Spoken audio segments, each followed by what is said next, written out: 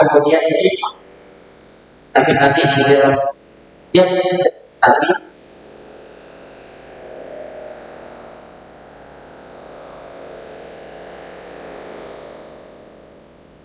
pelajaran-pelajaran yang bisa kita ambil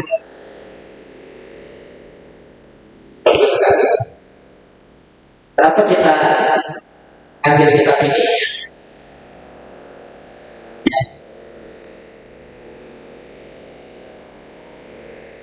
Karena kemudian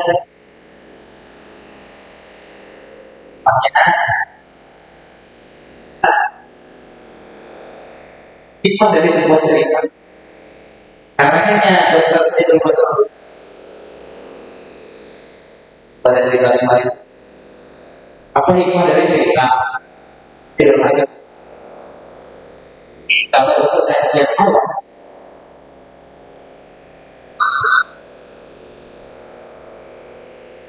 saya terus.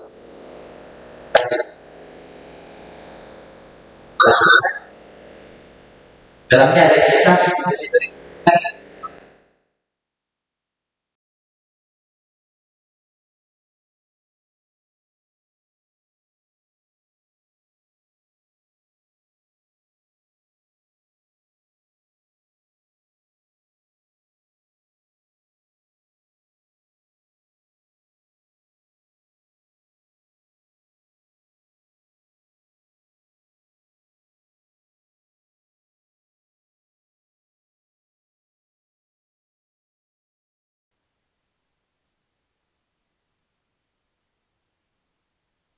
sirah nabawiyah ataupun sejarah Nabi dalam memahami Islam.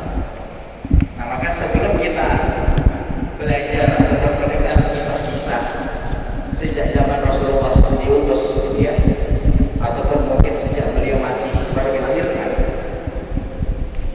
tujuan utama kita mempelajari cerita-cerita itu tidak lain dan tidak bukan adalah untuk memahami agama ini secara komprehensif, gitu ya.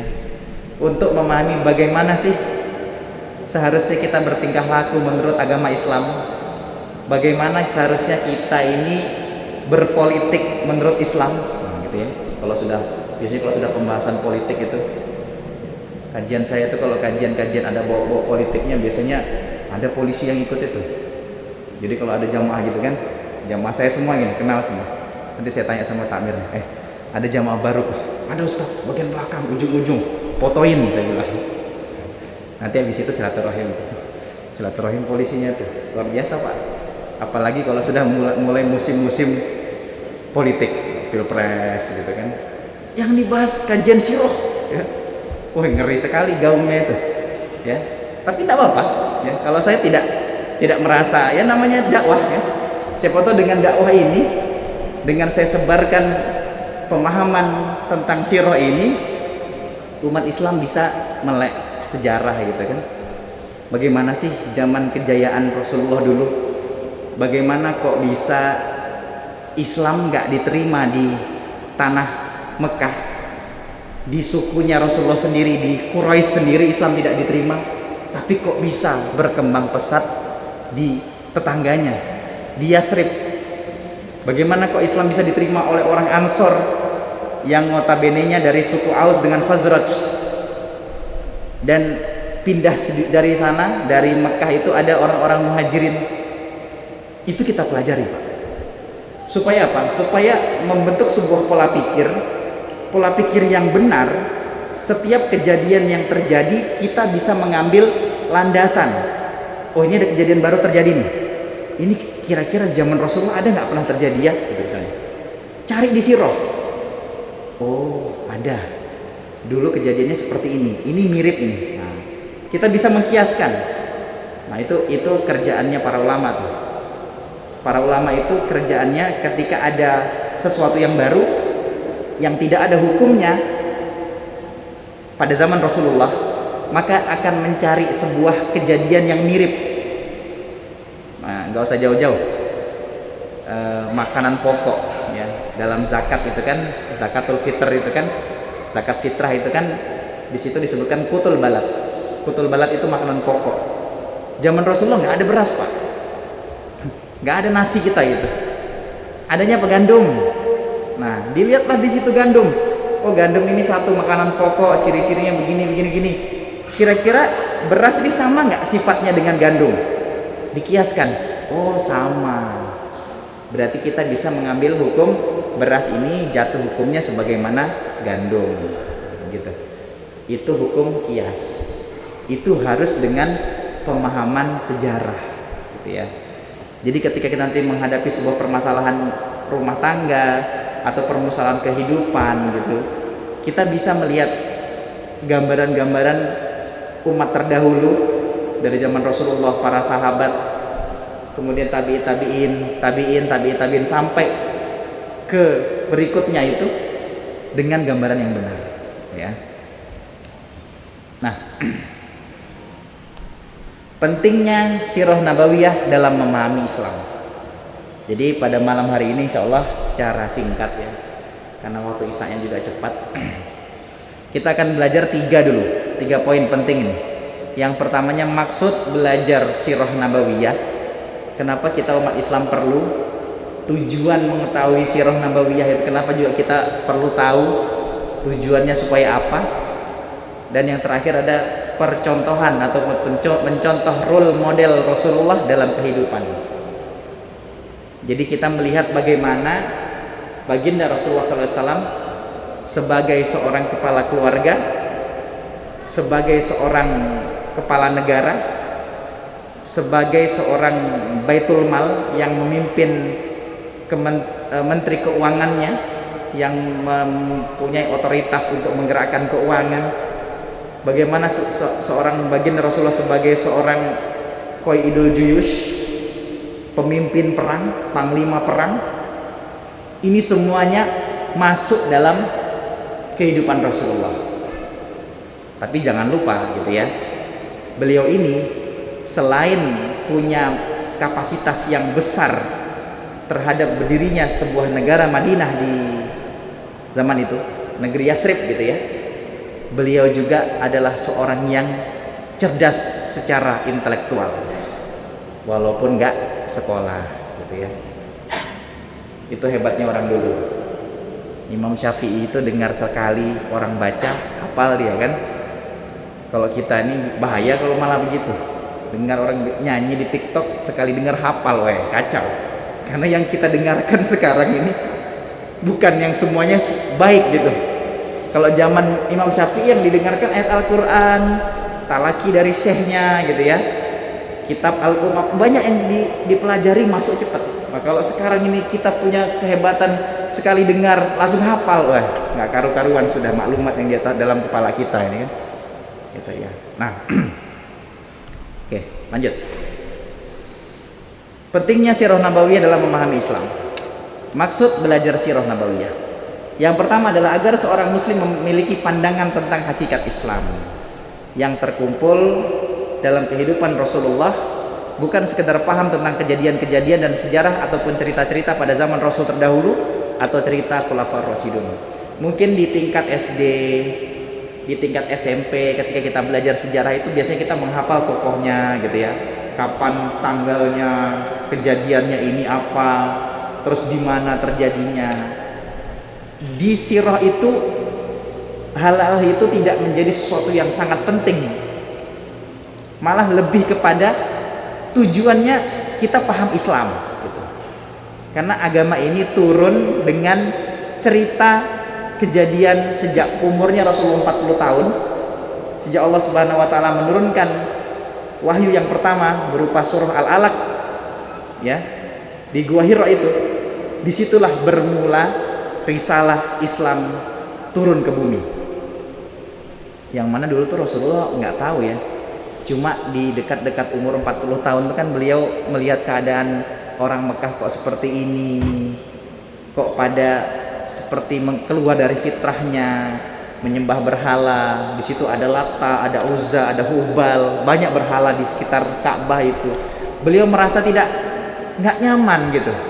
Maka mendekati umur 40 banyak beruzlah, banyak ikhtilah, banyak menyendiri. Pesan sama Khadijah, aku mau naik ke Gua Hira. 3-4 hari. Nanti siapkan perbekalan. Iya, naik 3-4 hari di sana. Berikhtilah, berkhalwah katanya, sendiri. Apa ya kalau bahasa kita tuh ya? Bermeditasi gitulah. Kadang-kadang kita itu kan kalau sudah terlalu banyak berkumpul sama orang sana sini, dengar berita sana sini, si A ngomongin si B ngomongin si C, gitu-gitu kan, muak akhirnya kan.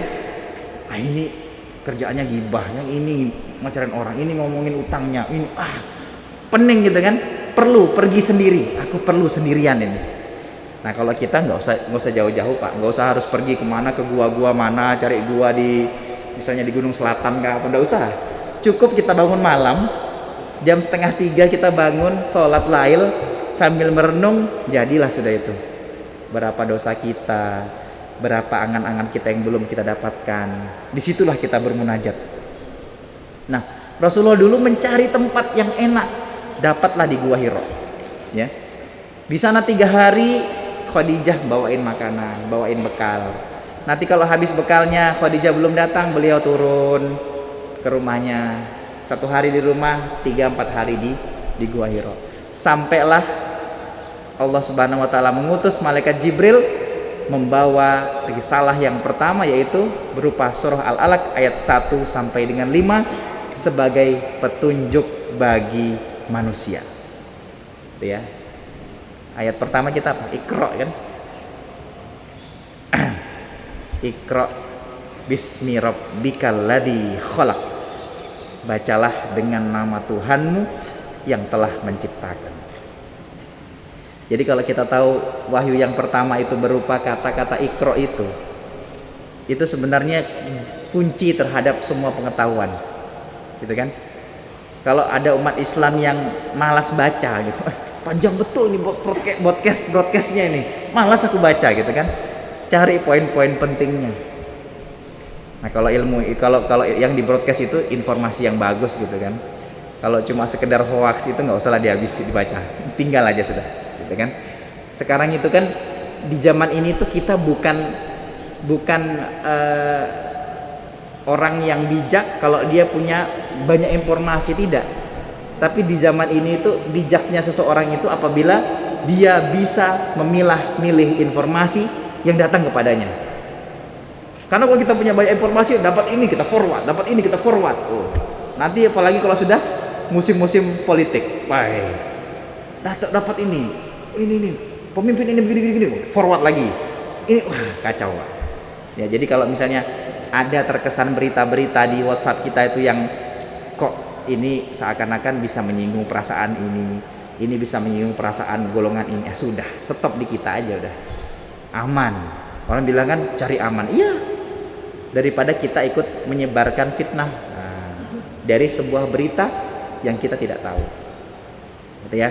Jadi hakikat Islam itu terkumpul dari kehidupan Rasulullah, ya, kehidupannya beliau dengan segala macam kegiatan, ya, dari membangun masjid, mengislamkan orang, menyatukan dua suku yang bertikai, gitu.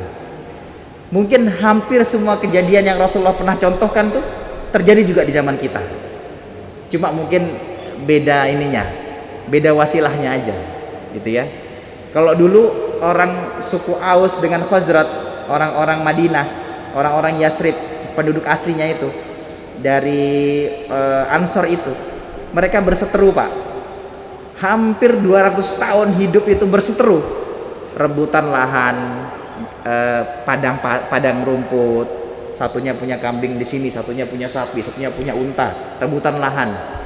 Ini untaku harus makan sampai sini, enggak, itu tanahku, untamu cuma makan di sebelah situ. Bertikai terus gara-gara padang rumput. Nanti sumur, gara-gara sumur bertikai juga. Itu saudara padahal mereka, ya.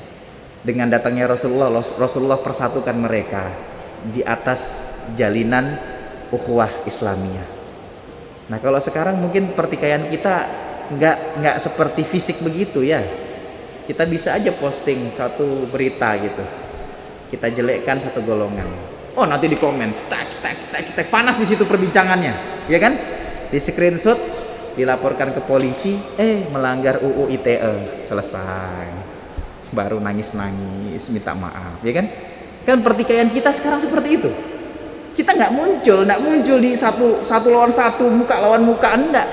Ayo kalau berani ayo kita senggol misalnya, enggak. Ributnya apa? Di komen, di kolom komentar itu kita ributnya. Nah, begitu nanti ada satu orang yang menginginkan, tek, udahlah, enggak boleh kok begini, ini salah nih, minta maaf lah ini. Selesai, gitu kan?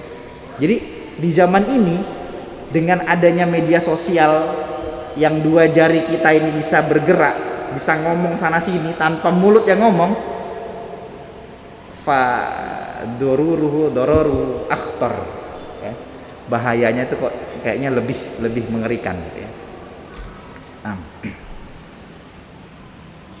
Tujuan belajar sirah nabawiyah, memahami kepribadian baginda Rasulullah dari kehidupannya untuk memastikan bahwa Nabi SAW tidak hanya cerdas akalnya di antara kaumnya, tetapi Allah telah memberikan wahyu melalui malaikat Jibril. Jadi yang kita perlu pahami, baginda Rasulullah adalah orang yang dipilih, ya. Dipilih dari kabilah terbaik. Jadi kita nggak bisa menafikan, Pak, Quraisy itu adalah kabilah terbaik yang paling bersih di dunia. Disitulah muncul Rasulullah. Kalau diturut lagi Quraisy itu sampai ke atas, sampai ke Nabi Ibrahim dan anaknya Ismail alaihi wassalam.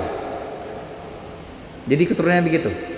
Dari Muhammad bin Abdullah bin Abdul Muttalib bin Hashim bin Qusay bin Kilab, ya, bin Murrah, sampai nanti terakhir Adnan, itu yang nasab yang tidak diperselisihkan, ya. Itu semuanya keturunan dari Nabi Ibrahim. Kan orang Arab itu kan diantara kebanggaan mereka kalau mereka tahu nasabnya. Jadi nasabmu siapa? Kita itu palingan tahu siapa namamu, Intan. Bapakmu apa? Isninjar. Kakekmu Gofur. Sudah, itu aja. Kita nama bapak kita sama kakek. Kakeknya bapaknya kakekmu siapa? Tidak tahu sudah. Kalau orang Arab ngeri, ya. Muhammad bin Abdullah bin Abdul Muttalib bin Abdi Manaf bin Qusay bin Kilab, ya, bin Murrah, panjang sampai mungkin 13-14 bin itu dapat mereka. Itu mereka yang menjaga nasab. Nah, dan dalam Islam nasab itu hanya diakui apabila terjadinya ataupun adanya anak itu berdasarkan pernikahan yang resmi, namanya nikah yang betul. Kalau dia tidak nikah ataupun alias misalnya syubhat gitu ya, syubhat nikah saja misalnya, ini nikah sama perempuan tapi perempuannya rupanya nggak pakai wali misalnya, kayak mana tuh syubhat nikah misalnya, nikahnya belum jelas ini. Nah, maka nasabnya terputus tuh. Apalagi misalnya waliyazubillahi ta'ala, misalnya dia lahir, wanita lahir gitu, wanita hamil, katanya mana suamimu? Enggak ada, aku nih kayaknya kejadianku nih mirip Siti Maryam nih kayak gitu. Wah, kalau di zaman ini, Pak, jangan percaya. Ya, kayaknya Pak, kejadianku nih mirip Siti Maryam misalnya kan. Wih, Isa bin Maryam kan Nabi Isa itu lahir dari perutnya Maryam tanpa disentuh wanita. Nah, kalau bilang Ustaz Latif, kalau ada perempuan sekarang ngaku kayak Siti Maryam, bohong itu bilangnya. Ya. Karena zamannya berubah gitu ya. Nah, nasab itu saya bilang tadi turun dari pernikahan yang sah, gitu kan. Maka kalau laki-laki perempuan nikah dengan sah, nanti dia dicatat di Kementerian Agama dan sebagainya, sekarang ini kan di KUA gitu kan. Maka anak-anaknya itu dikatakan al-aulad asy-syar'i, anak-anak yang hasil hubungan resmi gitu. Nah, makanya kalau dia ada wanita yang misalnya waliyazbillahi ta'ala dia hamil terus tidak diketahui gitu kan, ada kejadian gini, wanita ini gadis, dia sering ke hutan ngambil kayu bakar gitu ya. Ternyata suatu malam dia kecapean tidur, dia lupa menutup pintu rumahnya.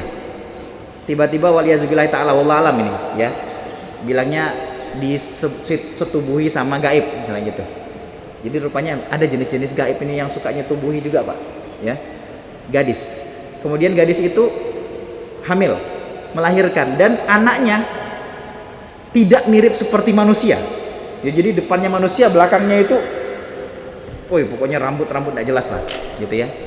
Dia bilang ini wanita ini istilahnya diperkosa gitu lah ya mungkin bahasanya, disetubuhi oleh gaib, makhluk gaib. Nah lahir anaknya begitulah dia, gitu kan. Nah yang seperti itu apakah bisa dinisbahkan? Nah, nisbahnya ke ibunya lah ya, dinisbahkan ke ibunya karena tidak kelihatan bapaknya, gitu kan. Nah begitu. Nah agar manusia, nah terus kita tahu bahwasanya baginda Rasulullah cerdas secara akal walaupun tidak sekolah, tapi di balik kecerdasan itu ada petunjuk, ada Jibril nih. Jibril ini kalau ada apa-apa, Rasul perjanjianmu sama orang Yahudi ini, dia ini mau bohong nih, mau berkhianat nih, nanti malam dia ngumpulin pasukan mau datang ke rumahmu, mau membunuh engkau, hati-hati. Oh ini Jibril nih yang ngasih petunjuk terus tuh. Jadi selain memang cerdas, ada yang memberikan petunjuk, otomatis perintah dari Allah gitu kan. Kan Jibril itu kan cuma nyampaikan wahyu, apa yang disampaikan oleh Allah Subhanahu wa taala, Jibril sampaikan ini kepada Muhammad, sampaikan kepada Muhammad. Kalau tadi itu dia berupa Al-Qur'an, maka lafzan dan maknanya sama. Jadi kata Jibril, ini Al-Qur'an nih, maka lafaz dengan maknanya sebagaimana yang aku ucapkan engkau sampaikan. Gitu kan. Wahyu itu kan dua itu, Pak. Ada yang Quran, ada yang berupa hadis. Yang hadis itu biasanya yang diceritakan sama Jibril tetapi makna saja.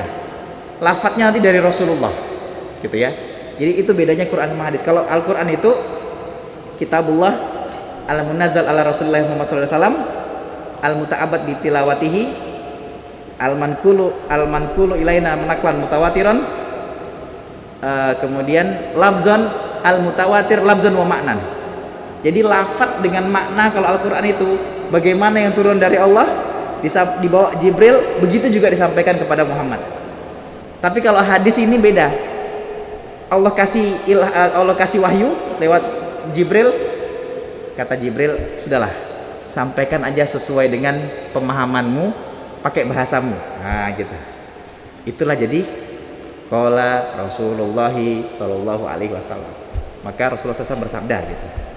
Nah, ada lagi hadis yang Allah langsung berfirman, namanya hadis qudsi. Gitu ya. Hadis qudsi itu perkataan Rasulullah tapi disampaikan Allah yang berfirman di situ. Jadi ada ayat-ayat yang tidak bisa dirubah, redaksi yang tidak bisa dirubah, yang masuk ke dalam sebuah hadis. Itu namanya hadis qudsi. Gitu ya. Nah, agar manusia mendapat contoh yang terbaik dari kehidupan Rasul terdahulu untuk dijadikan pedoman dalam kehidupan manusia. Karena semua contoh yang terbaik itu terdapat dalam diri Rasulullah. Kalau kita lihat, ya, ada sebuah ayat dalam surah Al-Ahzab kalau tidak salah. A'udzubillahi minasyaitonirrajim. Laqad kana lakum fi Rasulillahi uswatun hasanah. Telah ada pada dirimu ya Rasulullah suri teladan ataupun contoh teladan yang baik. Jadi kalau kita misalnya melihat ada tuduhan-tuduhan dari orientalis misalnya. Siapa itu orientalis? Orientalis itu adalah orang non muslim yang belajar agama Islam, bahkan menghafal ribuan hadis, bahkan ada yang banyak hafal Quran, tapi dia non muslim, Pak. Tujuannya apa? Untuk membuat keraguan-raguan terhadap syariat Islam. Nanti kalau kita masuk kajian berikutnya nanti ada bagaimana syubhat dari orientalis, al-mustasyrik namanya. Nah, ketika Allah Subhanahu wa taala sudah mengkabarkan laqad kana lakum fi Rasulillahi uswatun hasanah, sungguh sudah ada dalam diri Rasulullah itu suri tauladan yang baik, dan ini Al-Quran, maka tidak ada celah lagi kita untuk mengkritik Rasulullah. Kayak mana Rasulullah tuh ya, dilarang kita nikah banyak-banyak, beliau istrinya 9, kita cuma boleh 4 misalnya. 4 aja kalau juga antum kuat gitu kan, 1 aja Pak nggak habis-habis gitu kan. Kadang-kadang orang begitu kan, ada orang yang dengan hawa nafsunya, kenapa macam Muhammad Kece tuh, MKC kemarin tuh kan, apa semua yang disebutkannya tuh, akhirnya kena UU ITE, penjara juga dia. Sudah masuk penjara, belum puas rupanya jenderal di sana itu, dihajar lagi dia sama jenderal kan. Coba perhatikan. Karena apa? Karena agama yang dia sentuh, Pak. Kalau dia cari ketenaran bukan dengan agama tadi, dengan menjelekkan agama, tidak begitu. Ya, jadi dia mencari ketenaran dengan agama. Kalau tadi yang disampaikannya baik, aman. Yang disampaikannya sebuah muskilah, nah, sudahlah, gitu ya. Nah, dengan belajar sirah nabawiyah, kita dapat mudah memahami Al-Quran dan mengetahui maksud di dalamnya. Karena kebanyakan tafsir dari ayat Al-Quran itu terdapat dalam kejadian-kejadian pada zaman Rasulullah. Jadi banyak ya, kalau kita misalnya baca dalam surah Maryam, surah Al-Kahfi, kemudian cerita-cerita Nuh, cerita-cerita Nabi yang diceritakan dalam Al-Quran itu, kalau kita paham kisah-kisah Nabi itu, lebih memantapkan kita, gitu ya. Jadi ketika kita baca ini, ini Nabi Khidir bercerita dengan Nabi Musa. Ceritanya seperti ini loh dalam sirah. Nah, kita baca surah Al-Kahfi sampai habis, paham kita, Musa nih merendahkan dirinya untuk taat kepada Khidir. Karena di situ Khidir lebih memahami, lebih banyak ilmunya daripada Musa, misalnya begitu ya, kalau dalam cerita gitu kan. Nah, ketika kita sudah paham ceritanya, sebelum kita membaca ayat Al-Quran itu, membaca sekilas ayatnya, sekilas terjemahannya, sudah paham kita. Tujuannya apa? Supaya nggak salah paham terhadap cerita. Contoh misalnya ketika Allah Subhanahu wa Ta'ala ciptakan manusia gitu kan, kemudian malaikat protes kan, bilang, kenapa engkau jadikan manusia yang akan menjadi khalifah di bumi? Wa qala rabbuka fil malaikati inni ja'ilun fil ardi khalifah. Ketika Tuhan mengatakan kepada malaikat, aku akan menjadikan manusia nih khalifah di bumi. Qalu ataj'alu fiha may yufsidu fiha wa yasfikud dima'a wa nahnu nusabbihu bihamdika wa nuqaddisu lak. Malaikat bilang apa? Kenapa Allah kok jadikan manusia? Manusia ini sifatnya tukang merusak. Ya. Bisa mereka merusakkan keadaan bumi itu. Tapi ya kami memandang kebesaranmu dan kami tetap tunduk dengan apa yang engkau inginkan, gitu kan. Nah, kata Allah kan, aku lebih paham dengan yang aku ciptakan daripada kamu. Belum lagi perbincangan apa ketika iblis disuruh sujud kepada Adam.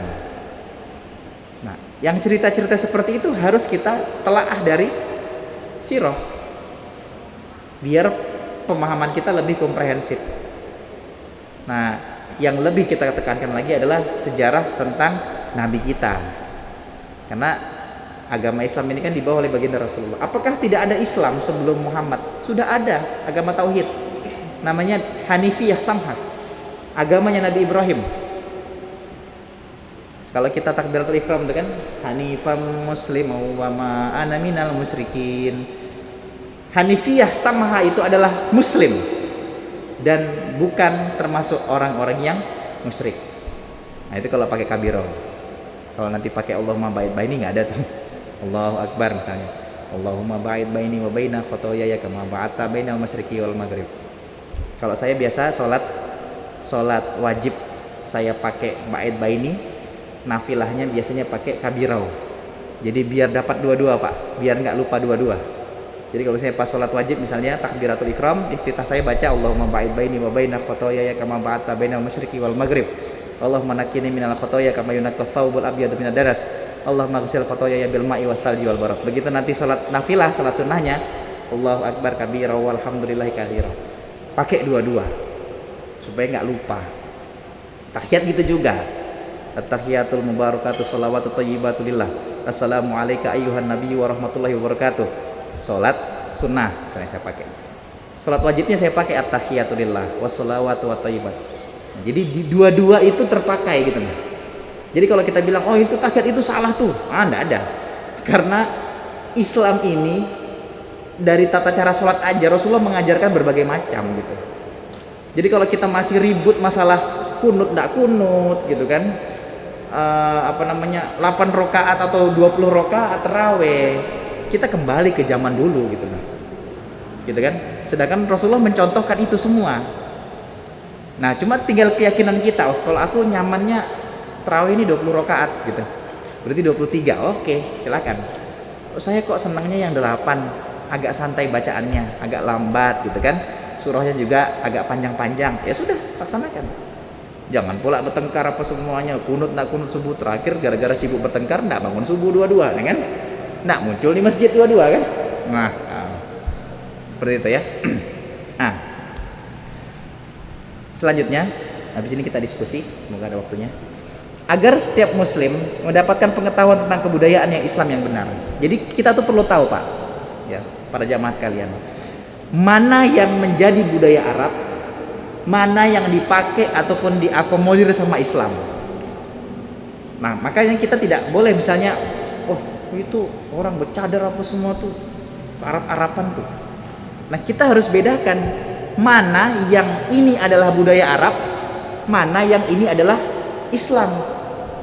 Kan Islam itu turun di Jazirah Arab, kemudian mengeliminasi beberapa budaya-budaya Arab yang tidak sesuai dan membiarkan yang cocok gitu. Nah, tujuannya kita paham kebudayaan Islam yang benar. Jadi yang kita pakai itu bukan kebudayaan Arab, bukan. Ini Islam punya loh gitu.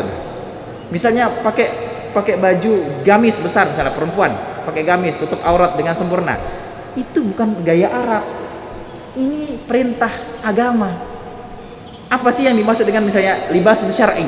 Baju syar'i itu apa misalnya? Nah, libas syar'i ataupun baju syar'i adalah baju yang menutup aurat dengan sempurna. Nah, kalau nanti kita masuk berbagai negara, di Arab mungkin dia pakai gamis, ya kan? Di Indonesia pakai sarung, baju koko, songkok presiden, itu nutup aurat. Itu baju syar'i. Gitu, nah. Sesuai dengan kearifan lokalnya. Maka kita nggak bisa bilang, oh jangan sering-sering pakai sarung, bah, terlalu Indonesia, wah. Kita kembali lagi, definisi baju syar'i itu apa? Ya, libas alladzi yasturul aurah bitamami. Baju yang bisa menutup aurat.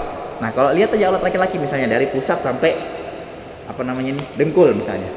Nggak juga kita kan sholat cuma pakai celana baru sampai dengkul gitu, nggak pakai baju kan, nggak juga begitu kan, nggak ada adabnya juga kan. Nah, maka baju syar'i begitu. Nah, kalau misalnya dia pakai gamis, ya itu syar'i. Dia pakai baju koko, pakai sarung, pakai songkok presiden misalnya, songkok begini nasional, ya itu baju syar'i. Dia mau pakai kopiah putih iker-iker misalnya kan. Nah, yang saya lucu tuh Pak, biasanya habis pulang haji itu kan sampai di embarkasi Balikpapan itu, kita sudah pulang dari Mekah itu, dari King Abdul Aziz sampai sana, berubah semuanya jamaah haji itu. Jadi apa? Jadi pegawai negeri sipilnya Arab. Saya tuh dia bilang pakai baju putih kan jubah.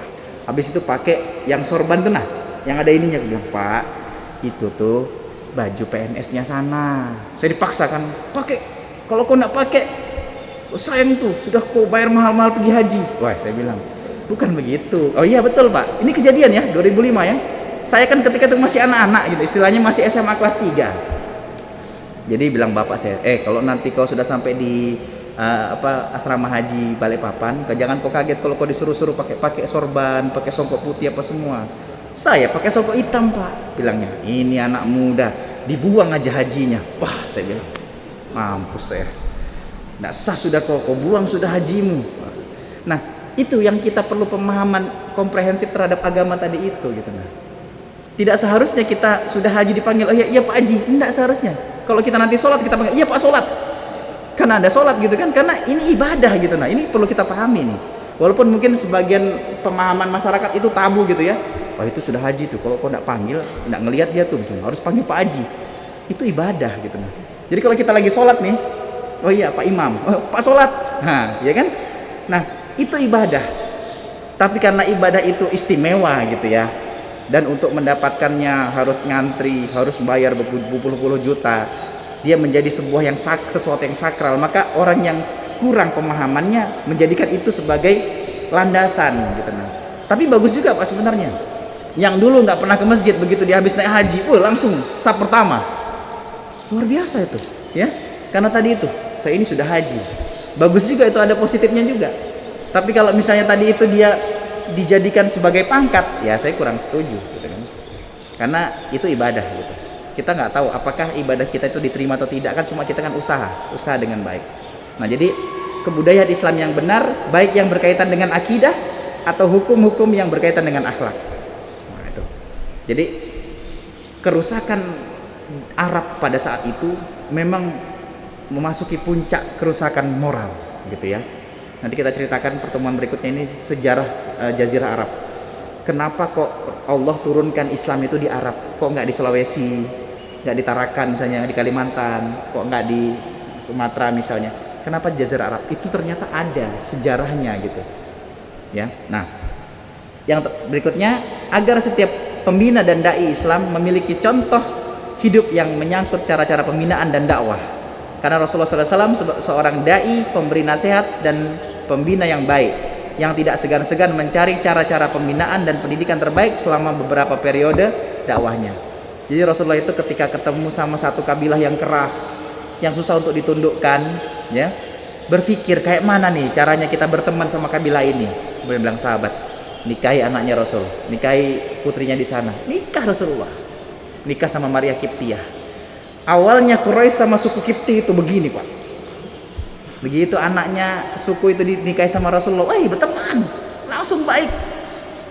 Jadi tujuannya Rasulullah menikah tuh banyak gitu ya, bukan cuma tujuan, dia dapat istri lagi ya, benar, menyatukan kabilah. Habis ya. Oke, mungkin ini dapat saya sampaikan. Kalau misalnya ada pertanyaan, mungkin satu saja. Kalau tidak ada, kita cukupkan sekian.